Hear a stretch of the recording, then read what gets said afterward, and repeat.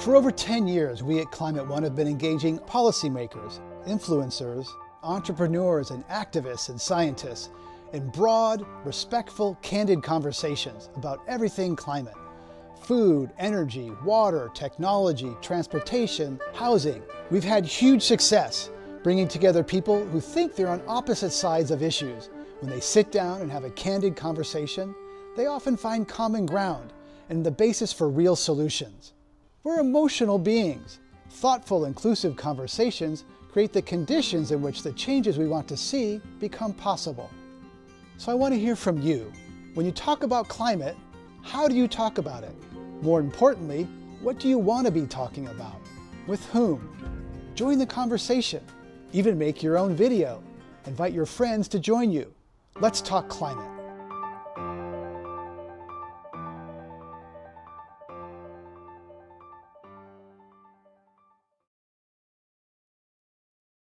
Thanks for joining us for this live dreams discussion of the climate moment with Michael Mann and Leah Stokes. I'm in the San Francisco Bay Area, and I would like to acknowledge the Ohlone and Miwok people who inhabited these lands for over 10,000 years.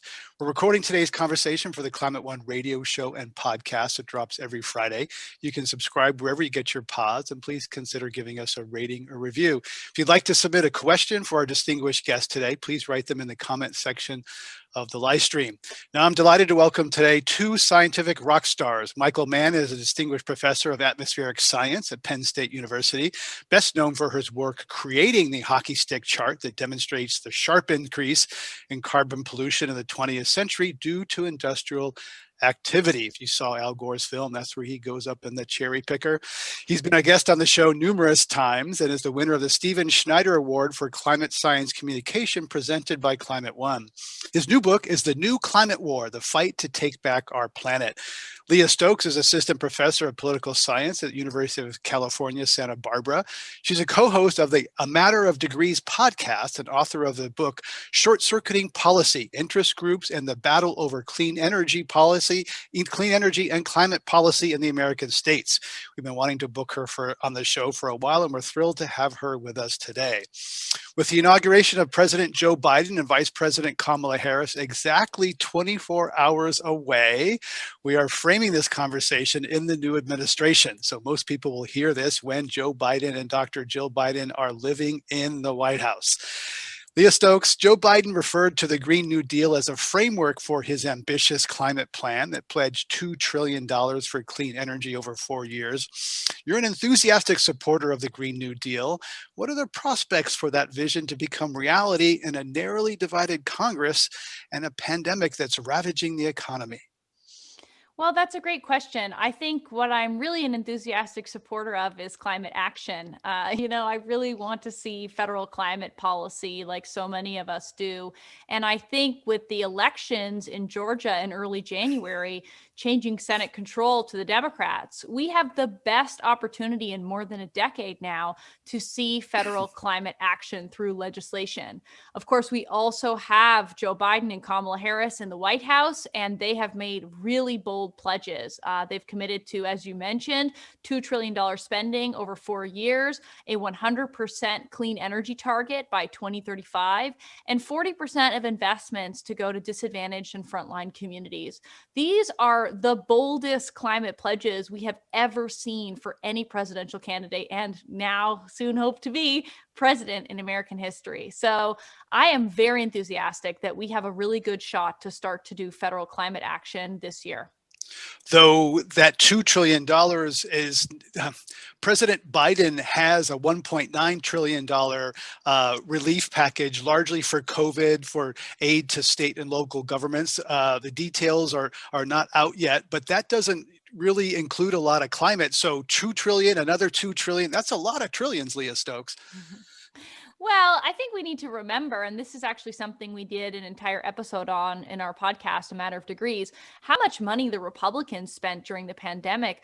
A lot of it actually went to fossil fuel companies through the CARES Act, which was a large bailout to big fossil fuel companies. And so we always seem to have money, $20 billion a year, for example, in direct fossil fuel subsidies by our federal government every single year. There's always money for the fossil fuel economy. And so what we really need to be doing is starting to spend money on rebuilding our economy for the clean energy future. And that really is the cornerstone of Biden's plan, the Build Back Better agenda.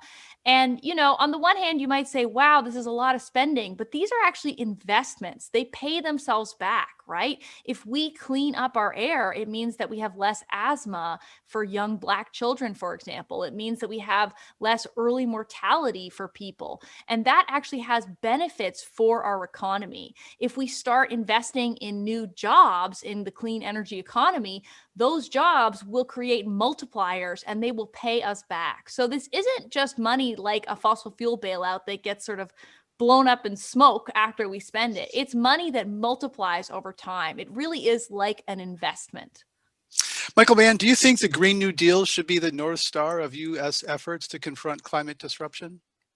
Well, I think the goals of the Green New Deal, as described by AOC, Ed Markey, are laudable. And ultimately, I think we need an expansive approach to climate action that does deal with all of the intersectional issues that come with climate change.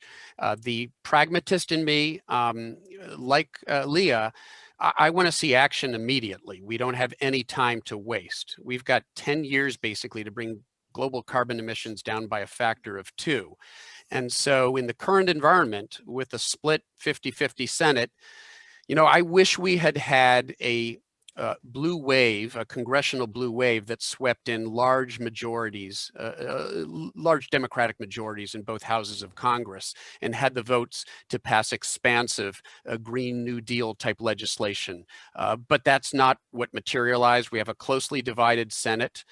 We also have a president, as Leah has mentioned, who is very committed to climate action, who is using basically every tool at his disposal, incorporating climate action into every agency, into every appointment. And so we can make a lot of progress on the executive side, repairing our relationships with other countries, once again, reasserting ourselves on the international stage as a leader in climate action.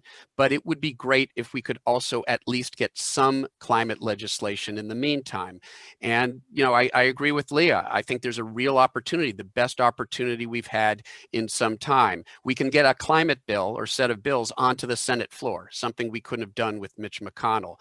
And there probably are, in fact, just before this segment, I was listening to MSNBC and my friend Sheldon Whitehouse, who's one of the leaders among the Senate Democrats when it comes to climate action, does seem fairly optimistic that, look, there's a handful of Republicans who are willing to join with Democrats on some common sense, basic compromise climate legislation. We got $35 billion of green stimulus in that stimulus bill. And so that shows that you can get Republicans and Democrats both on board with legislation if there are incentives for both to act in good faith. And that's going to be the challenge, to find those Republicans who will work with Democrats in good faith. Some of them won't. There's that residual sort of poisonous Trumpist segment of the Republican Party that probably won't engage meaningfully on issues like climate change as long as they're captured by the fossil fuel industry. But I think there are some who will join with Democrats. I think we're going to get meaningful climate legislation within the next 2 years. And who knows, 2 years from now, we might have those larger majorities where we can do something even bolder. Right, and Lisa Murkowski being one of those Republicans who's shown that she's willing to do deals and comes from an energy exporting state. Leah Stokes, some Democrats are embracing the term socialist, Bernie Sanders, of course, and others, and the Green New Deal has been branded as socialist because it mentions the guarantee of a job with a family-sustaining wage. Moderate Democrats say that word is toxic and will cause them to lose their seats. Tough midterms ahead in 2022. Where are you on using that term socialism? Do you embrace it? Do you run from it? I mean, I don't focus too much on that particular term in my own work. It's not a term I use to describe myself, but it's also not a term that I think that other people shouldn't be using. I think people are more than welcome to use that term if they want to. But to me, the issue is not really about left or right ideology. It's actually about creating a livable future for current generations. And that is not an ideological issue.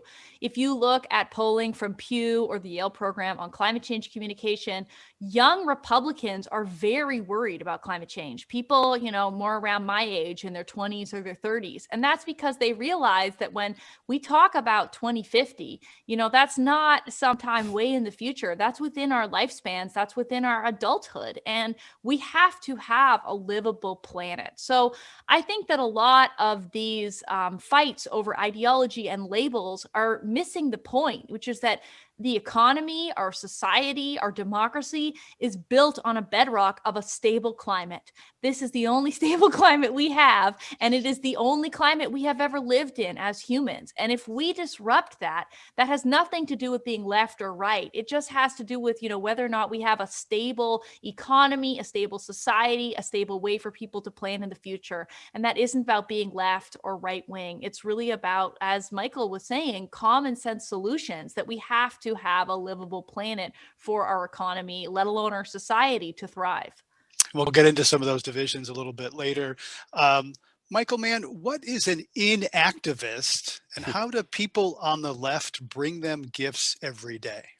Yeah, well, this conversation we're having right now leads naturally into this discussion in the new climate war. I talk about sort of the challenges that we face now. We're so close. Leah and I and so many others have been working so hard, and we're so close to really finally turning the corner on climate. But the forces of inaction, fossil fuel interests and those doing their bidding, there are forces of inaction, and I call them the inactivists, haven't given up. Look, they can't deny that climate change is happening anymore. So they've shifted to a whole new array of tactics in their efforts to prevent us from making that transition from renewable to renewable energy, from fossil fuel energy. And one of the things that they've tried to do is to divide us. And using labels is a great way to try to do that, right? To instill tribalism. And they've really worked hard to divide the climate advocacy community. So that we don't speak with one unified voice demanding action. And so that's one of the things that we have to look out for, how language is being used online and elsewhere in an effort to divide us, how individual lifestyle choices and things of this sort are being used, once again, to divide us. Dividing is one of the critical tools that the inactivists are using to prevent us from acting. Right. And Leah Stokes, how do you think about that? The tribalism, Freud, you have an undergraduate degree in psychology. Freud talked about the narcissism of the small difference. We don't need other people to that's kind of natural and human nature, is to kind of some of the, inside circular firing squad kinds of things. That comes naturally. We don't need inactivists to cause that to happen. Especially within the Democratic community. That's what I was going to say, Mike. Exactly. Sorry. The Democrats, no, I'm agreeing with you exactly. That the Democrats appear to be really very adept at disagreeing with each other. I think that it's difficult because, I'm a social scientist. And so part of my job, I was trained in econometrics. I know how to do post hoc evaluations of policy. I have a PhD in public policy. And so, part of my job as a researcher is to evaluate policy and to try to figure out, did this get us where we need to go? Is it going to get us there fast enough? That's sort of my job. And so on the one hand, when people like me, critique policies or engage in our research to try to uncover what might be tools that get us where we need to go from a political perspective, from an effectiveness perspective, that can be used by others to say, oh, we shouldn't act. But it's important that people like myself are honest and speak the truth and, do empirical research and put that forward. So for example, on carbon pricing, right? Carbon pricing is something that I have studied for quite a while. My partner has actually written an entire book on carbon pricing all around the world. It's funny when I look back on my early writing on climate change. I've been doing this for 15 years now, climate policy. I was pretty pro carbon pricing. I studied the EU ETS. These were things, that's the EU emissions trading scheme. Thank you. Very prominent cap and trade program, the most prominent globally. And, I was very pro these things, but I think we have to realize that there are studies coming out now from economics, from political science, from other disciplines that are pointing to these policies not moving fast enough. There was actually a a meta review that just came out yesterday by Jessica Green, a colleague of mine at the University of Toronto, where she looks at all the post hoc assessments of carbon pricing. There's about 37 in the peer-reviewed literature. And, most of them create estimates between 0 to 2% annual reductions. And when we think about the challenge before us that Mike so eloquently laid out about, we have to cut emissions by about half by 2030, according to the IPCC Intergovernmental Panel on Climate Change scientific bodies major report from 2018, is 2% a year going to be big enough? And we have to think about the distributive politics of this, by which I mean who pays for the transition, not just how expensive is the transition. And so my own view is that we have to put more of the costs of the clean energy transition onto government balance sheets and less of it onto everyday low-income people. Because right now, especially during the pandemic, so many people are struggling to pay their electricity bills. But I also understand where Mike is coming from, where he says, ultimately we're going to have to get a deal in Congress. We're going to have to use every tool in the toolbox. And carbon pricing might need to be one of those tools. I agree. I just think that we have to be clear-eyed about how effective that tool might be and, have a dialogue within our scientific community around that. But Mike is right. That can really be used to divide the community and can potentially lead to inaction. So I take his critique seriously and think about that in my own work.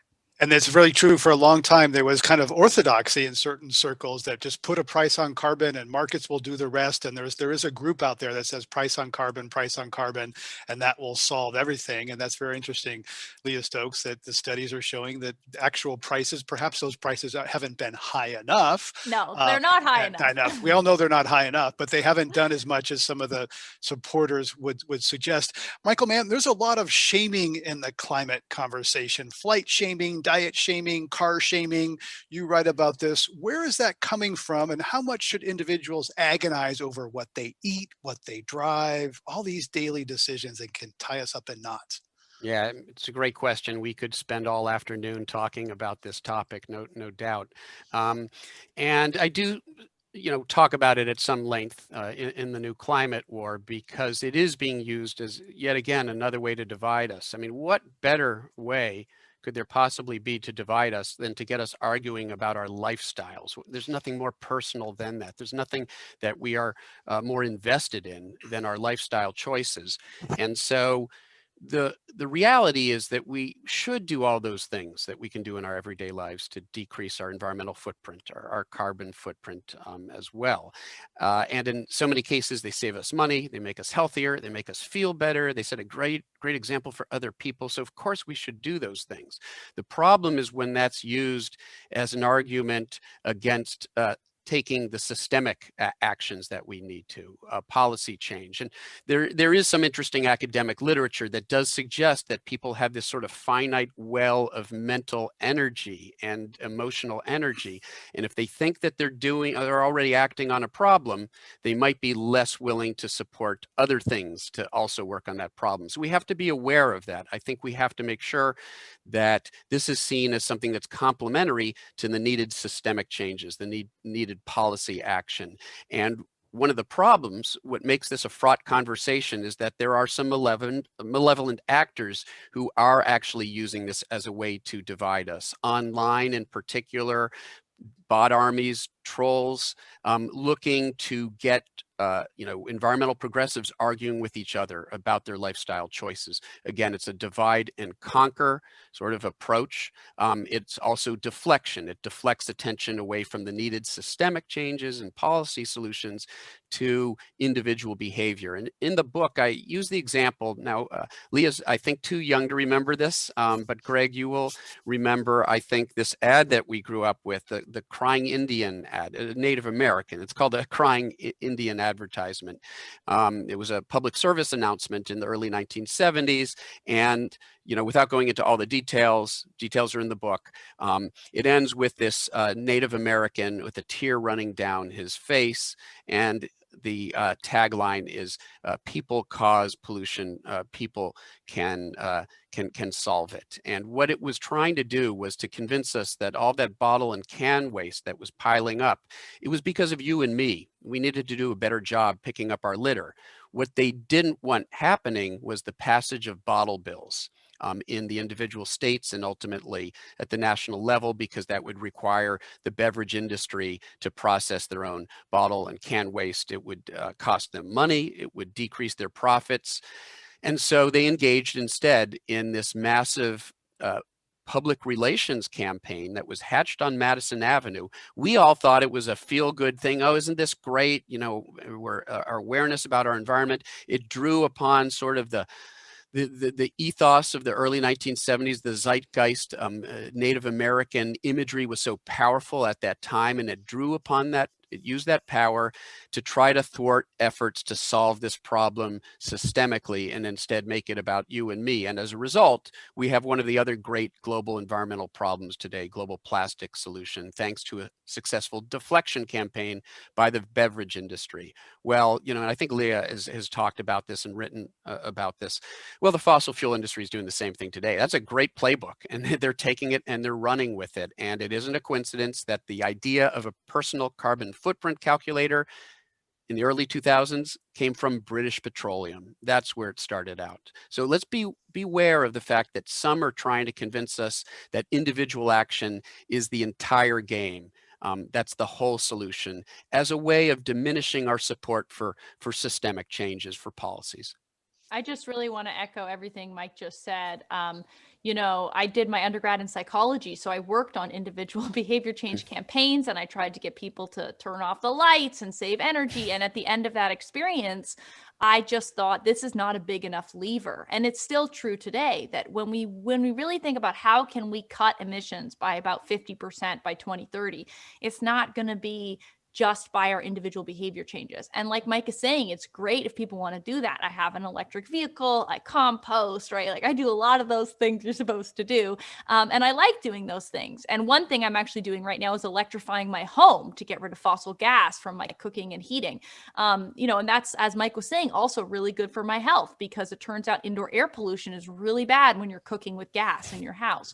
So there are lots of great things we can do, but these can't become substitutes for policy change. And that is what these fossil fuel companies are doing. Just the other day, there were some tweets, right, by these fossil fuel companies saying, like, have you thought about your carbon footprint and what you can do about it? And all these people from like AOC on down, you know, replied and said, hey, like, what about your carbon footprint, fossil fuel company? Like, what are you talking about? And I got to say, Mary Heglar on Twitter has done a really great job of inventing this idea called, I don't know if it's called green trolling or fossil fuel trolling, but she goes after all these fossil fuel companies when they put out these divisive individual behavior change campaigns. So I think that Mike is right. We have got to keep our eye on the prize here, and that is federal action in the United States, ideally this year in 2021.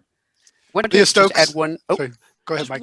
One additional point that I had meant to mention. There's a third element here as well, is if they can make it sound like climate action is sort of takes away personal liberty. It's an attempt to control us. It's an attempt to mandate our lifestyles. That plays very well with the fossil fuel industry's base, the disaffected right. And I don't think it's a coincidence when, you know, you see similar messaging when it comes to guns. They're going to take away your guns, right? That plays very well for the NRA, for the gun lobby, in sort of attacking common sense gun legislation. It's a matter of personal liberty. They're going to take away your guns. They're going to take away your hamburgers. It's actually the same messaging. And so they are using that to actually antagonize their base and to get them motivated and opposed to the sorts of climate actions we're talking about. Right, and one term you'll hear sometimes is climate control, which is very much that evokes resistance. Gun control, climate control. Control is not good if you're a liberty-interested American. Leah Stokes, as a person who thinks about systems, I'm interested in how you see white supremacy and fossil fuels. People acknowledge the existence of climate change and get more concerned when they realize it will affect them. Now, white people are starting to realize that white supremacy is a threat to them too. How do you see any parallels between those systemic threats? Well, there have been academics and also journalists writing about the links between white supremacy and the fossil fuel industry. I won't get into that because it's not my area of expertise, but I would just point out, I think Emily Atkin, who runs a newsletter called Heated, recently wrote about that if people are interested. But I think more broadly, you know, the environmental movement for a long time now has been very white.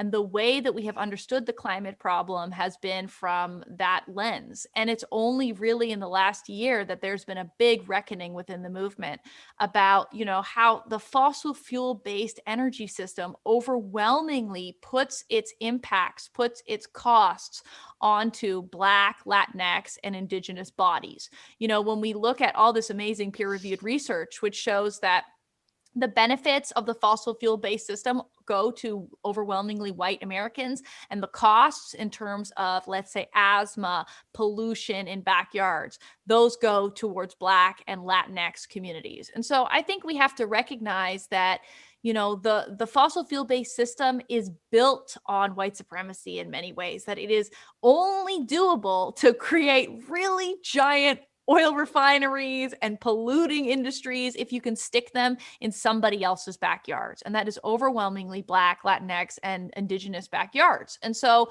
I think that that understanding has brought a whole new layer really to how we think about climate action. And I think it is something that will fuel the movement going forward. And we've seen how successful the movement for Black lives has been at mobilizing the biggest mass movement during a pandemic, by the way, when people like, you know, are social distancing and mostly staying in their homes. They got people to come into the streets like day after day after day, all summer long. And I think that the climate movement could learn a lot from the movement for Black lives. And so I think that there's hopefully going to be a coalition forming between these communities over time to build a very big mass movement, which doesn't just, you know, think about protecting you know, species, which are very worthy of protection, or white people, which also are worthy of protection, but also people of color in the United States and globally who are overwhelmingly on the front lines of the fossil fuel-based energy system and on the climate crisis. So I think that this is really an emerging area that all of us have to think more about.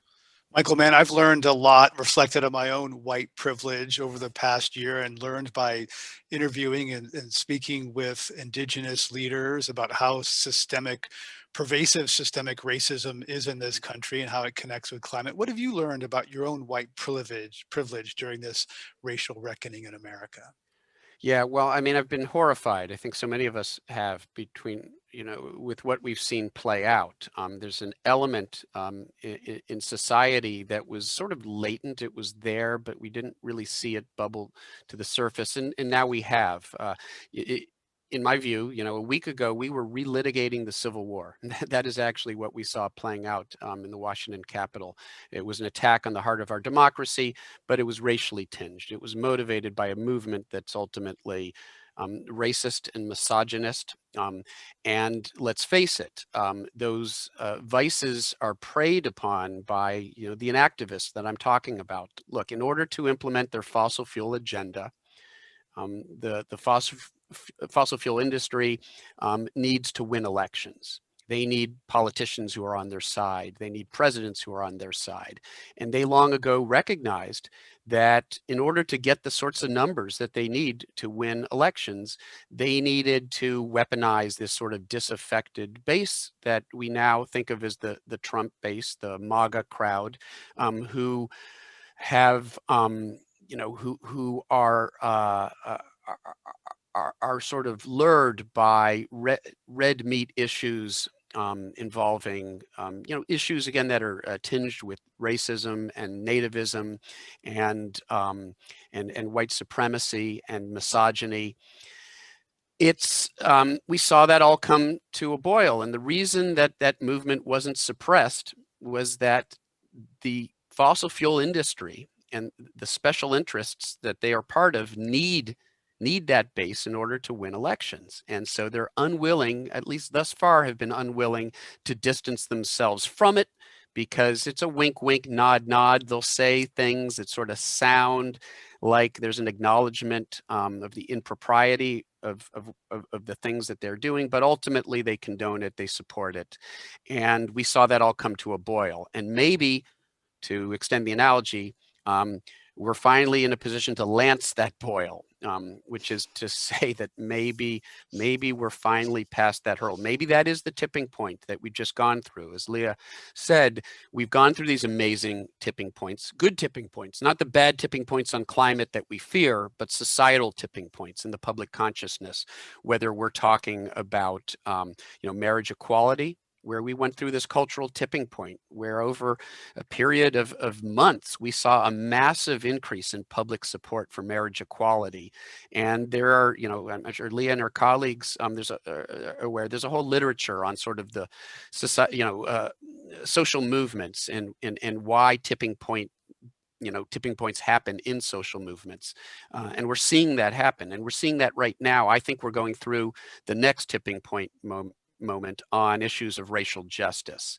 And that bodes well for that next tipping point that we need to see, the tipping point on climate action. And there is an intersection between all these things. And we need to accept that, recognize that, build large coalitions who are helping us to advance through these tipping points in public consciousness. Michael Mann is Distinguished Professor of Atmospheric Science at Penn State University, best known for his work creating the hockey stick chart. His new book is The New Climate War, The Fight to Take Back Our Climate. My other guest today, Climate One, is Leah Stokes, Assistant Professor of Political Science at the University of California, Santa Barbara. She's co-host of the A Matter of Degrees podcast and author of a recent book on state policies on clean energy.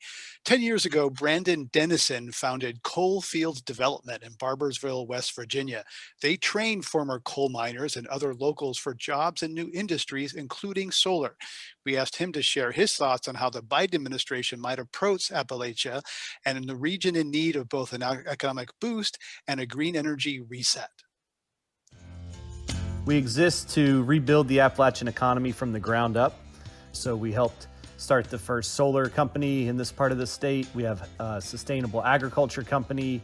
We've done some recycled content manufacturing concepts. We've trained a total of just over 1,200 people, and about a quarter of those were connected to the coal industry prior to their training with us.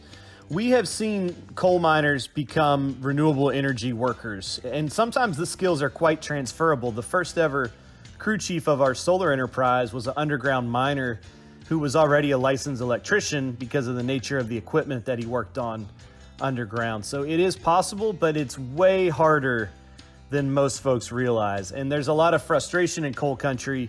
A lot of times the national discussion sort of flippantly says, well, we can just retrain those people. Part of the problem is that the new jobs don't pay as well as the coal jobs did. You could have only a high school education and earn $70,000 or $80,000 a year in the coal industry. And that's just not the case right now in some of the other renewable energy industries. Now, the Biden administration, there is a lot of talk and even written proposals in their transition plans to support coal communities. And I think there's going to be dollars attached to that, and that's good.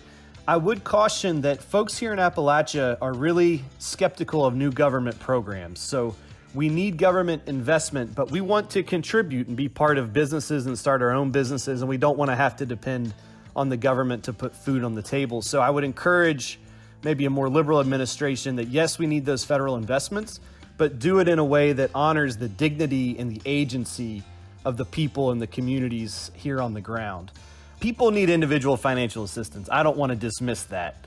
But long term, we need to support our local entrepreneurs and our local small businesses that are trying to do things the right way and that are trying to be environmentally sustainable. Involving local leaders and involving the private sector is going to be really important to figuring this transition out.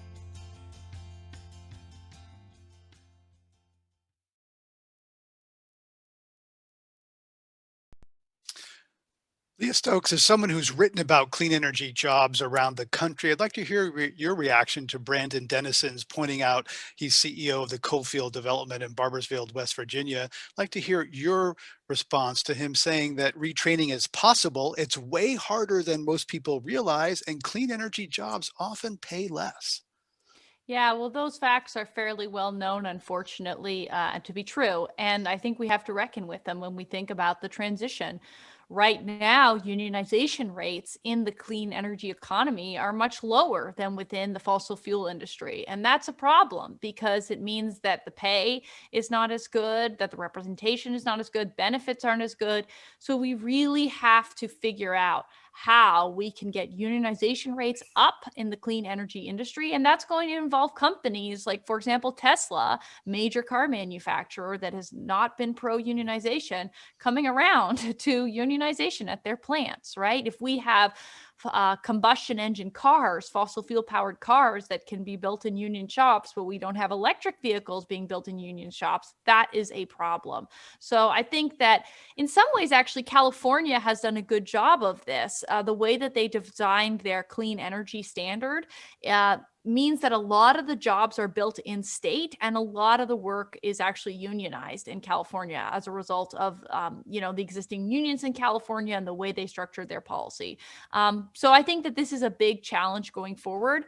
And there's a trade-off here too, right? Because on the one hand, if we have more high-paying jobs in the clean energy economy, which I fully support, that will also make the clean energy transition more expensive, right? And so jobs and benefits on the one side are also costs on the other side. And that's why I don't necessarily think the goal should always be doing things the most efficiently as possible, minimizing costs, because costs are also benefits for other people through high-paying jobs. And I think that he made many good points when he talked about how the goal would be to have support from the federal government to kickstart initiatives, but then those companies would grow over time and create their own reinforcing cycle.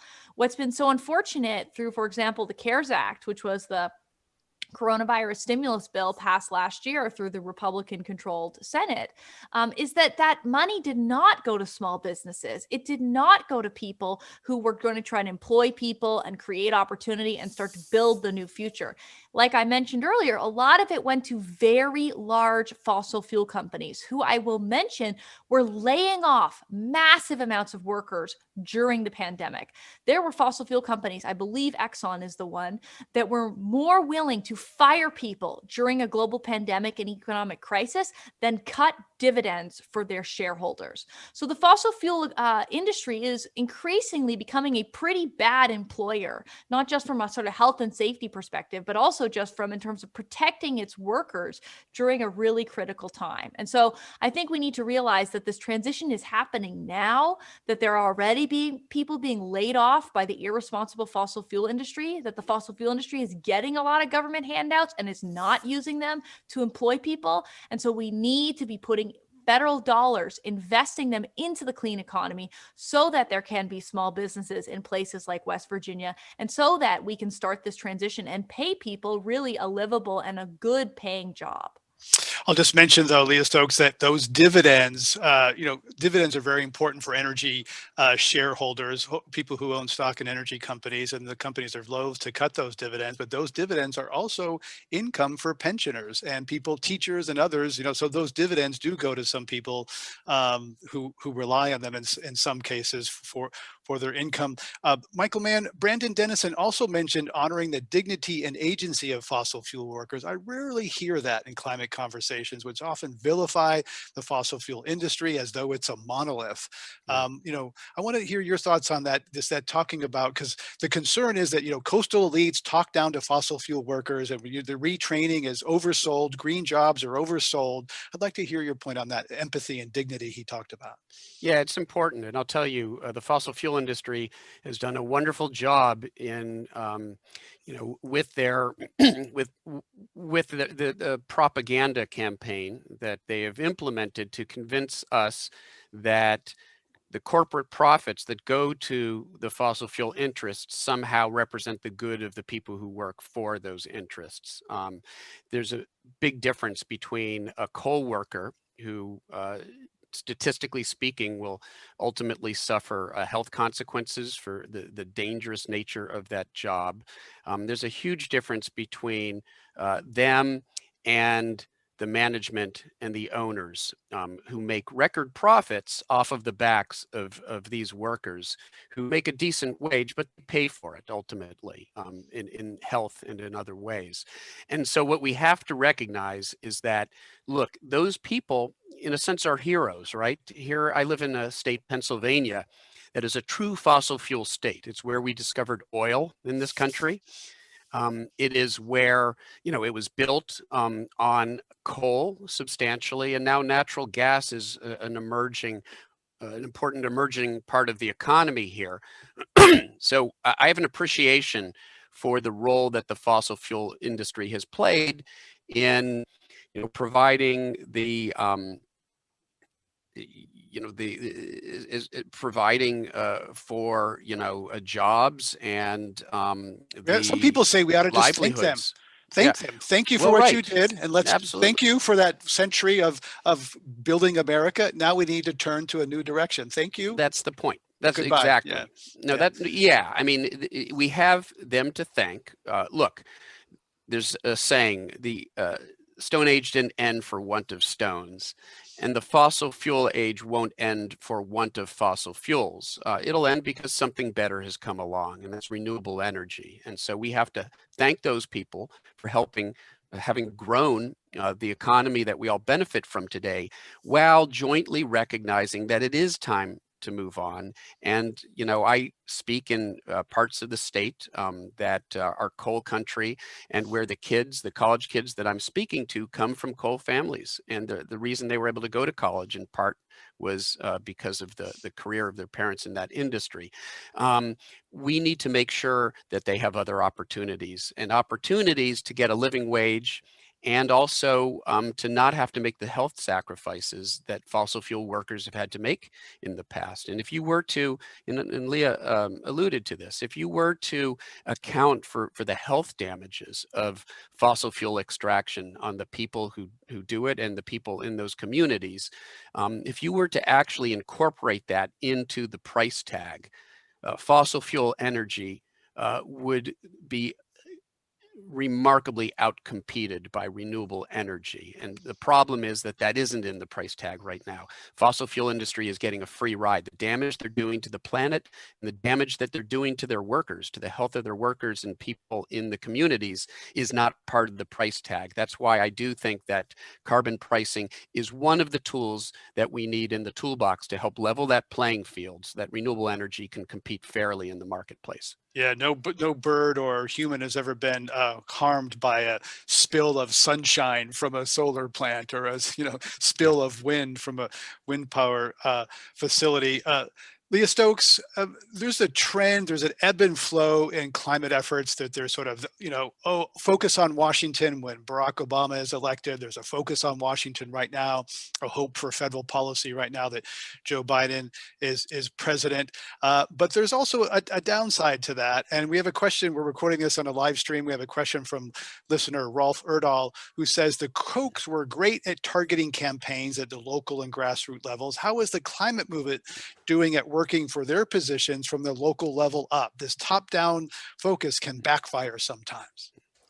Yeah, well, I think that's a great question. It is true, and my whole book, Short Circuiting Policy, discusses the way interest groups, whether that's through Koch Industries and its allied groups, the American Legislative Exchange Council, or ALEC, which is a right-wing association of right-wing state legislators, and interest groups like electric utilities, as well as, electric utilities in specific states, have resisted the clean energy transition and have really done that at the state and local level. But I think where we're starting to see a lot of steam pickup is in these city and state campaigns for clean energy. So right now, actually 1 in 3 Americans, more than 1 in 3 Americans, live in a place that has a target of 100% clean electricity in the coming years. And the most recent one on that list is Arizona, not exactly a blue state. And so we're starting to see cities and states across this country targeting this policy. And, the federal opportunity is an opportunity to use all that knowledge and momentum and take it up a notch, put it to the federal level so that it applies to all the states in this country. Because we have places like Florida where local activists have been working for like more than a decade to try to get clean energy laws passed, and they have been opposed by electric utilities, and they don't have any target. And do you know how clean the electricity system in Florida is? It's about 15% clean. That's it. The national Sunshine average- State. Yeah, the Yes. Sunshine State is not very. Not very clean. And the national average, by the way, is about 40% now. So they're way below the national average. And so we have to have everybody moving in the right direction fast enough. So I will definitely give shout outs to organizations like the Sierra Club, which maintains chapters throughout the country and does a lot of local campaigning work. Right now, they're actually doing a lot of local campaigning on trying to get fossil gas out of homes and buildings, and they've managed to pass those policies in 40 cities across California. Right now, Santa Barbara is considering it, where I live. Groups like 350 have been very effective at blocking at blocking new oil infrastructure, pipelines, LNG terminals, things like that. Lots of indigenous organizations have also been very effective at doing local fights. For example, if you think about the DAPL protests, right, at Standing Rock. Dakota Access Pipeline. Mhm. Yep. This was a really important thing led by indigenous groups. And so, the movement has been very effective at, I think, passing clean energy laws locally and also blocking fossil fuel infrastructure locally. And what we really need to be doing is taking this moment at the federal level to scale that up, because the federal government has something that state and cities don't have, particularly in this moment, which is a lot of money, right? They can spend debt. And in this moment where so many states and cities are in terrible financial shape because of the pandemic and economic crisis, we need federal leadership to be supporting all these initiatives. Michael Mann, you advised Jerry Brown when he was governor of California, and some environmentalists beat up on him and his successor, Gavin Newsom, for not banning fracking. This is some of the state level action that Leah is talking about. Is that a healthy debate about legitimate issues or harmful distraction that sows division and hurts climate progress? You've been talking. Well, I think we have to have a more nuanced discussion of that. Jerry Brown and Joe Biden, neither of them have as a goal our continued reliance on fossil fuels, including natural gas, coal, and oil. But banning, outright bans aren't always the most sensible way to do things. Look at the death spiral that coal has undergone over the past 4 years under Trump's watch. Was that because of Trump's war on coal? No, it was because of market forces that have worked in a direction that has made them increasingly uncompetitive against other energy sources. We can try to seize hold of those market forces and use them to accelerate the transition away from fossil fuels to renewable energy. And that's what Biden supports, and that's what Jerry Brown supports. So there are different tactics, different approaches, but the same goal here is to get us off fossil fuels. And there's a legitimate and worthy debate to be had about the policy instruments, precisely how we go about doing it. And let's have that debate. But let's not question the goals of other climate advocates simply because their preference is for different combinations of demand side and supply side approaches to solving the climate crisis. I did want to comment on one other thing, which this previous conversation, where we do see action at the local level and the state level in blue areas. But of course, the red states, and Florida, unfortunately, is now in that category. We haven't seen the sort of progress that we ought to be seeing there. And it's a reminder that elections do have consequences, that one of the most important things we can do, and that's true in presidential elections, but it's going to be true in the off-term and midterm elections as well, is to come out and vote at the national level all the way down, I like to say from president all the way down to dog catcher, to make sure that we have people who support these actions at every level of our government. Otherwise, we get the sorts of backward policies that we see in places like Florida, where it's just ridiculous. The Sunshine State, not even coming close to getting what it could out of solar energy, or North Carolina, a state that when it had a Republican supermajority actually banned the sale of Teslas. Is that free market? economics. Is that consistent with conservative ideology? No, it isn't, and it's hypocritical. But the ultimate goal there was to keep renewable energy out and for them to help out their fossil fuel friends in the automobile industry. So that's another lesson here. Voting is a big part of it. Leah Stokes, your book tells the story of how clean energy moves forward and then backward in Arizona, Texas, Ohio. There's a tendency to think, oh, get these laws passed and okay, job is done. What's the pattern in those states of policies being enacted and then clawed back? Yeah.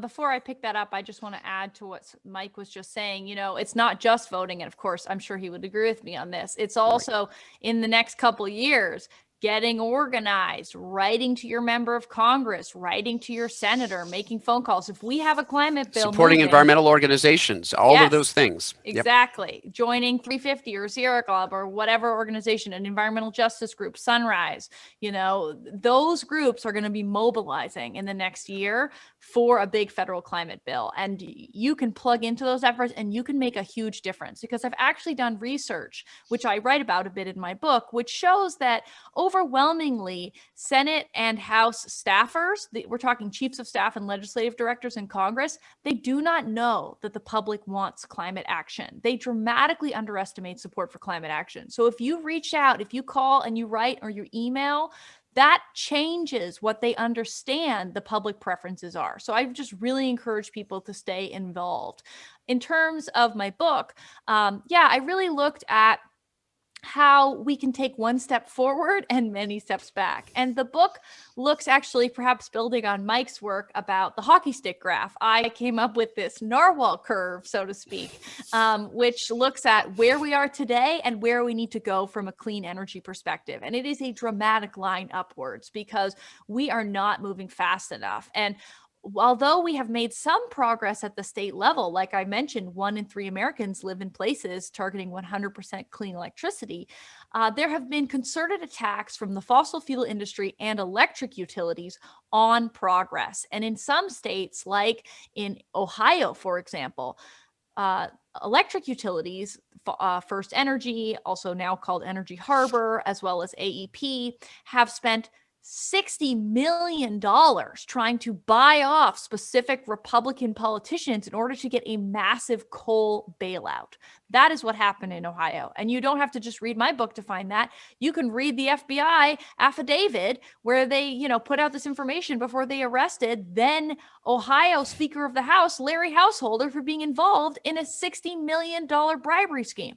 All alleged at this point, but I would say there's a lot of evidence pointing in that direction that this is what happened. So, there are, like Michael is writing about in his book, like I write in my book, like other people like Naomi Oreskes and Jeffrey Supran and many others have written, Bill McKibben, there are vested interests, fossil fuel companies and electric utilities, who do not want this clean energy transition to happen. And they don't just win by rolling back policies, they also win by delaying, because the longer we take to clean up our electricity system or cut carbon in lots of different sectors, the more money they can make on continuing to run their dirty coal plants and also continuing to extract fossil fuels. And so just like this book, The New Climate War, my book is about organized combat. It's about this big fight between clean energy advocates on the one hand, climate advocates, and the fossil fuel industry and electric utilities on the other. And the big dream that I have is that electric utilities will wake up and they will realize that they don't have to be fossil fuel companies, that they can create clean electricity and that they can be huge allies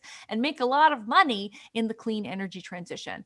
And there are a couple utilities who are just at the tipping point of beginning to think that way, but they are way too slow on the mark, so to speak, because we are not moving fast enough when it comes to cleaning up our electricity system. And you write that your utility, SoCal Edison, is one of those that supported a ban on new gas into new buildings in Santa Barbara. So some of them are coming around. We're talking with Michael Mann and Leah Stokes. We have a listener to the live stream, Matthew Johnson, who asked, do you think, Michael Mann, that the various ways the previous administration handicapped government science will limit how effectively and quickly we can implement smart environmental policies going forward? How badly has science been damaged? Well, the science has continued to be done, and what they've done, as other fossil fuel friendly administrations have done in the past, is to try to suppress the message of what the science has to say. And the Trump administration, in their final days, actually tried to throw a monkey wrench into the works with the climate assessment, essentially trying to install climate change denialist authors on the team that will ultimately put out the next congressionally mandated report about what the science has to say about the problem, about the impacts, about the solutions. And so that research continues to be done, and it continues to be published. And there are enough of us now, climate scientists and climate experts, who are out there, Leah and so many others, talking to the public and policymakers. That message is getting out, and the science continues to be done. But what I do think has happened is, over the last 4 years, they've been able to gum up the works. They have been able to interfere with all of the efforts that were underway at the national level, at the federal level, to act on climate. Donald Trump appointed, a veritable dream team, a fossil fuel industry dream team of fossil fuel lobbyists and climate change deniers to run his administration, essentially outsourced his energy and environmental policy to the fossil fuel industry. And while we were distracted by the Trump clown show, meanwhile, the fossil fuel industry had free reign. There's a fair amount of damage that's been done policy-wise. And the first thing the Biden administration will need to do is to ferret out those lobbyists and climate change deniers who have penetrated pretty far down into the government bureaucracy, to repair the damage that was done both at the international level, our relationships with other countries and other leaders, but also our domestic efforts. Because what gave Barack Obama so much authority when we established that bilateral agreement with China under the Obama administration, that really set the stage then for the Paris Agreement. We were able to do that because of what Obama had accomplished, even in the absence of congressional support, a Republican Congress that would support climate action through executive actions, EPA, fuel efficiency standards, the Clean Power Plan, blocking the Keystone XL pipeline, which was then green-lighted again by Trump. And now, of course, we've heard within the last couple of days, Biden will once again block that going forward. That's what it's about, repairing the damage that was done. But we've got to move forward even faster, because we lost 4 years of opportunity. That means we're farther behind. We really have to hit the ground running. And yeah, we have to meet our Paris obligations for sure. But we now have to go beyond those initial obligations. We need to ratchet up those commitments, us, and if we take a leadership position, the rest of the world, if we are to avert catastrophic warming. We can still do it. We've lost some time, but there is still time. There is urgency, but there is agency. And Michael Mann, climate science is often thought of as dark and scary, but there's actually been some positive climate science recently about how quickly the climate would stabilize if we got to zero emissions. So tell us about that promising science. Yeah, and it's sort of funny, and Leah, I'm sure, appreciates this as well. In the scientific community, we've known for about a decade now, the concept of a carbon budget is based on the emergent science that shows that the amount of warming that you get at the surface anyways is pretty much a consequence of the cumulative emissions up to that point in time. That's why we can define a carbon budget for avoiding certain warming targets. And that's, of course, conflicts with the prevalent view that is still out there, and so many people still think it's the current scientific consensus, that if we stop burning fossil fuels, if we stop emitting carbon, that the planet will continue to warm up for decades. A lot of people still think that. That was our messaging for a number of years, and it was based on outdated climate model experiments that were very simplistic. We used to treat carbon dioxide as a control knob, and we turn it up, and yeah, if we have our hand on the knob and we turn it up and we stop it, the surface continues to warm for a few decades because of what we call the thermal inertia. The oceans, the sluggishness of the oceans, they continue to warm up for decades into the future in response to the greenhouse gases we've already put in the atmosphere. But what we weren't doing in those experiments is incorporating the fact that the oceans and the terrestrial biosphere are dynamic components of the system. And so when you put carbon into the atmosphere, they take some of that carbon out. And if we stop burning carbon, the oceans in particular are continuing to would draw down carbon. And it turns out that CO2 levels actually go down. That sort of curves down. That offsets the curve up that we would expect from that committed warming, that thermal inertia. The net result, a flat line. If you stop burning carbon, surface temperatures stabilize within a few years. That's important because it means that there is an immediate and direct response to our actions. Good news. It's wonderful to hear some positive climate science for a change. Another listener question for Leah Stokes. Jeff asks, can you talk about the disconnect between BP, for example, virtue signaling on climate change while it continues to fund lobbying to prevent meaningful climate legislation?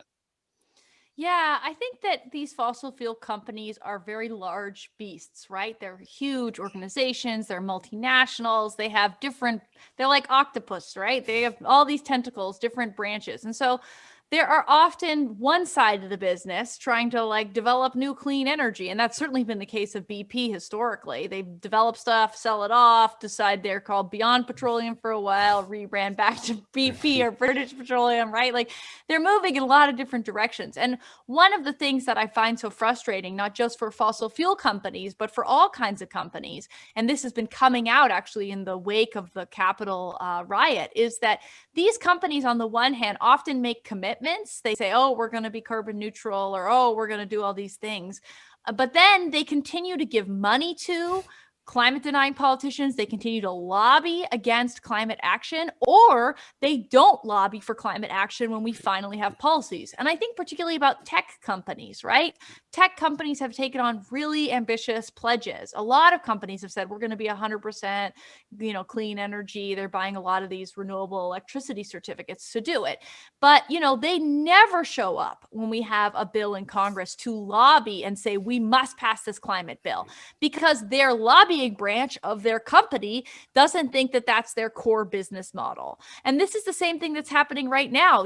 People are asking, how come Microsoft, for example, is funding these politicians or backing stuff that's like pro these white supremacy groups or, anti-climate action? Why are they doing this on the one hand, but not doing that on the other? And I think we have to ask about the way these companies are giving money to politicians, about the way that they're lobbying. And it's not just lobbying against climate action. It's also inaction, inactivist, maybe this is a term from Mike, right? It's you must show up when we have a climate policy bill. You must say we have to pass this. We need allies. My number one ask right now is for Google. Google has an amazing pledge. They want to be 100% powered by clean energy, 24 hours a day, 7 days a week by 2030. This is amazing. Google is one of the largest energy consumers in the country. This is a very bold target. I am very excited about it. I am also excited, however, about Google showing up in the year 2021 and actually lobbying in favor of climate legislation when it starts to move through the House and Senate. So we need these companies, not just fossil fuel companies, to stop lobbying against action, but also clean energy companies, tech companies, all these companies that are out there making these greenwashy pledges to actually show up and change their political lobbying and change their political spending so that it is climate compatible. You got to put their money where their mouth is. Exactly. Right. I think the Google antitrust suit against Google may cause them to move in some areas. In fact, there's even a podcast out there that's a little bit of greenwashing on Google's story on cleaning their cloud, which coincidentally came out just around the time that Google was sued by 10 states for antitrust. I want to bring this home to the end here. Leah Stokes, you talked about electrifying everything, and actually I saw a video that you were involved with where there was like a Mr. Rogers neighborhood. It was very cute. It showed how you could electrify this one cute little town. But I want to talk about, your cook stove. You changed, you got gas out of your home. I'm working on it. I'm working on it right now. So tell us about that, because that's cutting edge, for people who've already got solar, maybe an electric car, the induction stove. How much does it cost? Do you need to get new pans? Yeah. I love it. Okay. Well, this is my current passion project, getting gas out of homes. This is the cutting edge. If you want to be virtue signaling on climate, this is your latest thing. You just can't shame others who haven't done it yet, per our earlier conversation. So right now, a lot of us, not all of us actually, about a quarter of the country, I think, is already just all electric homes. But a lot of us use gas for our heating and our hot water and our cooking, importantly. And this is a fossil fuel. We often call it natural gas. Sometimes we call it methane. It's also, we could call it fossil gas.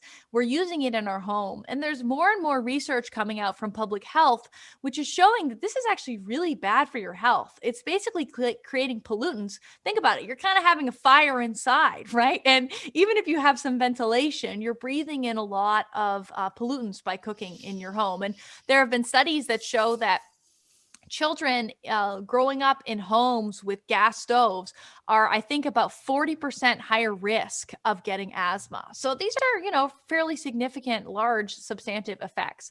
And so one thing you can do if you want to move away from fossil fuels is electrify your home. And it's not that hard to do. And what the research shows, and what Bill Gates's new book, actually, which I just read and is coming out soon, shows, is that it saves you money, like from the start, right? Because these new appliances that you're running on electricity are very efficient. They do not need a lot of electricity to run. And so they're cheaper than using gas. And when it comes to the switch itself, of course, there's a sort of upfront cost that you have to pay. I just bought an induction stove. I paid $1,300.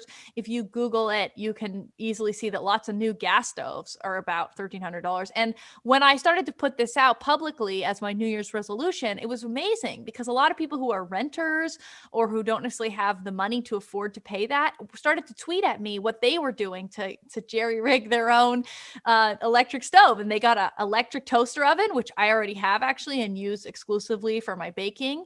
They got a little induction heat pan, basically like a little heating element, so that they could just do that. And they stuck it right on top of their existing gas stove. So even if they're a renter, they've already basically electrified their kitchen. But you can also just get an induction stove. In terms of how the technology works, it is much better for cooking. People don't know that, but like chefs will tell you, you get much more precise temperature. It's considered sort of the gold standard of cooking. So this is not a sacrifice in terms of your cooking. And in terms of your pans, the vast majority of pans will work. If you want to test it, you just take a magnet and you put it against your pan. But like if you use, what's the heavy cast iron? I use cast iron. You use those Dutch ovens. You use all those pans, all clad. If you really care about your cooking pans, they're probably high quality enough that they're going to work. And if you don't, you can get a couple pans. It doesn't cost a lot. So this isn't some huge turnover. I'll also say the next thing you got to think about is a heat pump, particularly in places like where I live in Southern California. A heat pump can do both heating and cooling in your house. It's remarkably efficient.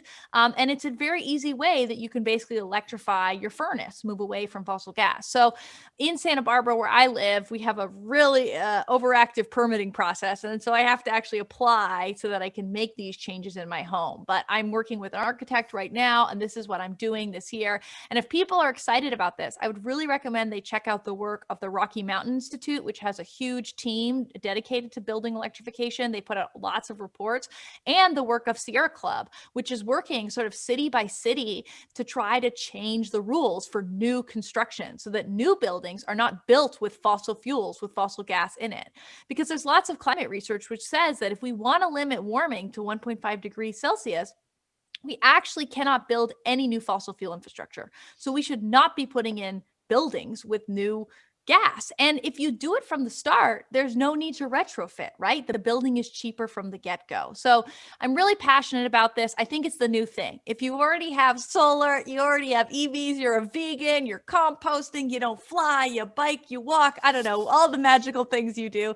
This is the next one. You can electrify your home. And I hope that people get excited about this, because if some of us who can act earlier start to act and change the culture around it and make it cheaper for other people to do it, before you know it, we're going to hit that social tipping point, and more people are going to be electrifying their homes.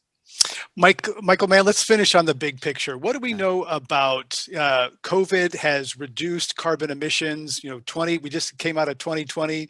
Is it going to be a really hot what do we know about the big picture of emissions? How much time are we getting from this COVID recession? And is there signs that we're already, emissions are starting to rise as the economy comes back?